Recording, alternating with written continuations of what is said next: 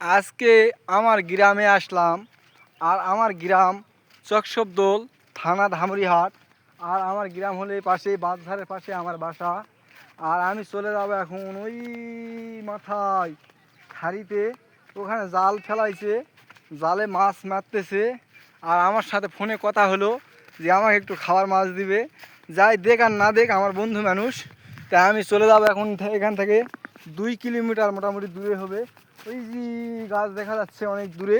তো চলেন ওই গাছ পর্যন্ত আজকে আমার সাথে থাকলে ওই গাছ পর্যন্ত আপনাদেরকে আমি দেখানোর চেষ্টা করব। ওই যে দূরে গাছ, কিন্তু ওইটা অনেক কাছে হয়ে যাবে। আমি যাই আগে, আবার ভিডিওটা তোমাদেরকে পুরাটাই দেখাবো।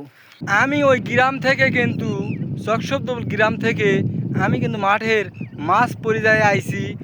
আর আমি চলে যাব সামনে ওই গাছগুলোর কাছে। আর এই দেখেন আমি কিন্তু মাঠের মাছ পথে আছি, এই জন্যই বলতেছি। দেখেন গোড়ায় ঘুরে দেখাচ্ছি, এটা কিন্তু মাঠের মাছ পথে। আর আমি ওই কিনারে পর্যন্ত যাব এবং আপনাদেরকে দেখাবো। আমাদের বাড়ির পাশেই ভারত, খালি এক সাইডই ভারত না, 3 সাইড ভারত।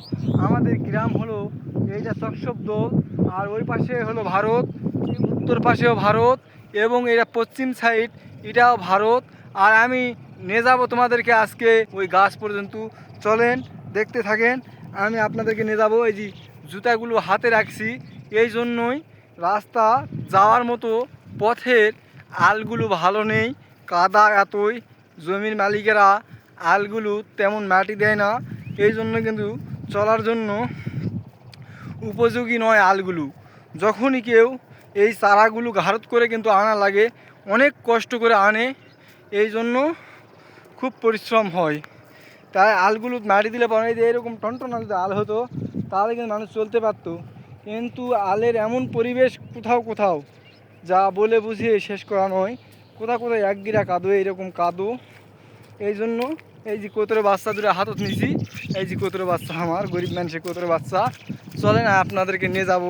অনেক কষ্ট করার পর অবশেষে আমি এই গাছবাড়ি আসে দাঁড়ালাম। আর এই যে আমার বড় ভাইয়ের জন্য এখানে আসা।